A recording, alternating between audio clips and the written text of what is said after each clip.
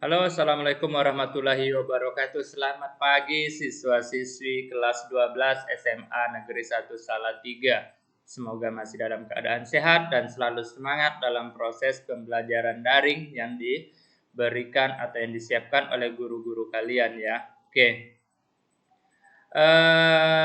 Pada hari ini ya kita membahas tentang dampak negatif TIK ya, di mana pembelajaran ini sudah kita bahas ya di kelas kalau nggak salah di kelas 10 ya. Kelas 10 itu materi tentang dampak negatif dan dampak positif eh, internet ya. Oke. Jadi hari ini kita membahas tentang dampak negatif TIK ya, di mana dampak negatif tersebut sangat-sangat sering dilakukan oleh orang-orang yang memang ahli di bidang TIK ya. Oke, untuk mempersingkat waktu langsung saja kita bahas tentang dampak negatif TIK.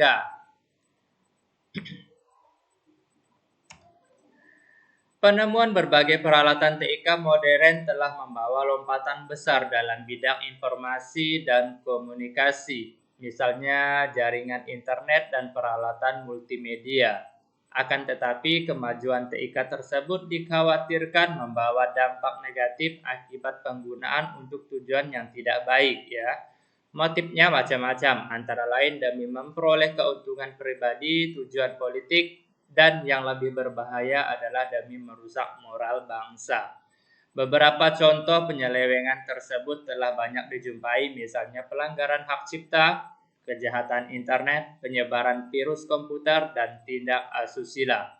Oke, kita lanjut ya. Yang pertama ada pelanggaran hak cipta. Pelanggaran hak cipta ya. Secara umum, hak kekayaan intelektual terbagi atas dua bagian, yaitu hak cipta dan hak kekayaan industri. Hak cipta adalah hak eksklusif bagi pencipta maupun penerima hak untuk mengumumkan atau memperbanyak ciptaannya maupun memberi izin untuk ciptaannya itu dengan tidak mengurangi pembatasan-pembatasan menurut undang-undang yang berlaku. Contoh hak cipta adalah hasil karya berupa sebuah lagu, karya seni sastra, seni kaligrafi, koreografi, fotografi, atau program komputer dan karya tulis yang diterbitkan ya. Jadi pelanggaran hak cipta ini juga sudah kita bahas ya di kelas 11 ya. Kalian pasti sudah tahu dengan pelanggaran hak cipta dan undang-undang yang mengatur hak cipta ya. Oke. Sedangkan hak kekayaan industri meliputi hak paten atau penemuan barang-barang produk industri seperti pemegang merek, desain industri, desain tata letak sirkuit terpadu, dan rahasia dagang. Hak paten bersifat tetap atau monopoli pada seseorang atau suatu lembaga. Oleh karena itu, hak paten tidak dapat diambil oleh pihak lain ya. Berbeda dengan hak cipta, walaupun dimiliki oleh seorang, tidak berarti hak monopoli, karena pihak lain dapat menggunakan karya tersebut asalkan sesuai dengan ketentuan yang berlaku. Oke, itulah hak cipta ya. Jadi hak cipta ada dua ya. Yang pertama hak kekayaan industri ya, dan ada hak kekayaan intelektual. Oke, kita bahas yang kedua ya, kejahatan di internet. Internet mempunyai peran besar dalam bidang telekomunikasi. Sayangnya kemampuan mengakses tanpa batas ke berbagai jaringan komputer di mana saja dan kapan saja seringkali disalahgunakan untuk tindak kriminal atau kejahatan.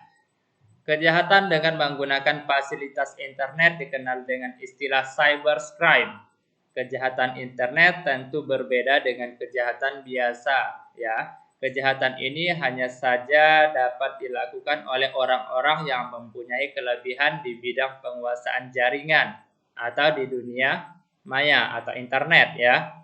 Alat kejahatan juga tentu bukan senjata api atau senjata tajam, melainkan perangkat internet beserta aplikasinya ya. Jadi orang cukup mempelajari ya istilahnya aplikasi-aplikasi yang bisa digunakan untuk kejahatan di dunia internet ya.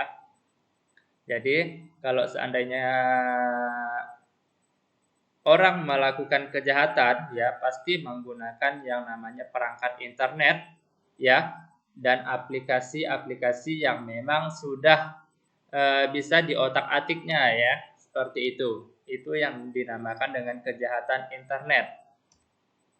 Kejahatan di internet ada beberapa bentuk sebagai berikut. Yang pertama ada unauthorized access, kejahatan yang dilakukan dengan cara memasuki komputer atau jaringan komputer secara tidak sah atau tanpa izin.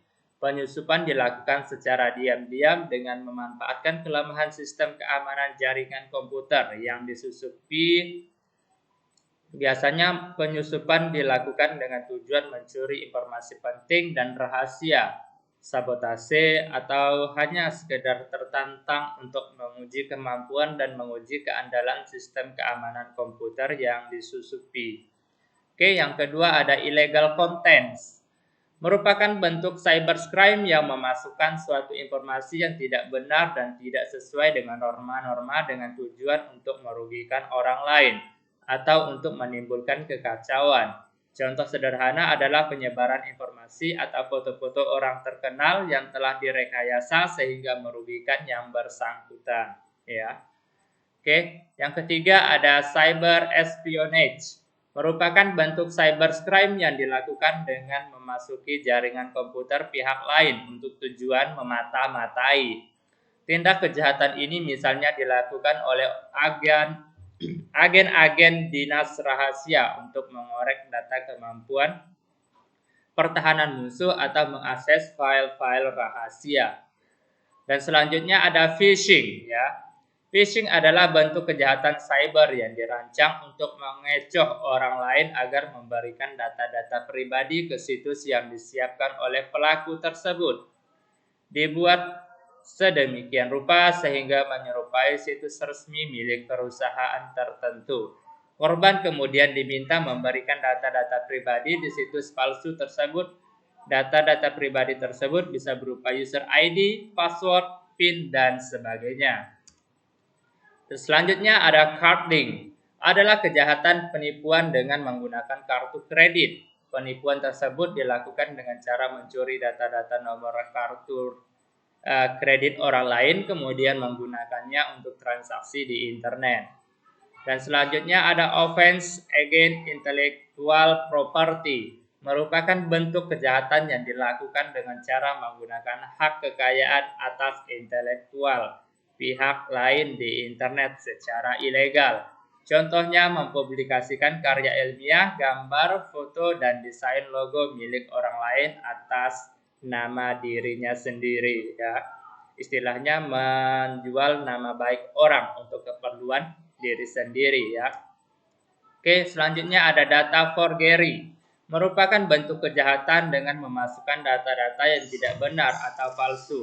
Misalnya berupa tanda tangan palsu, identitas palsu, atau iklan barang-barang palsu.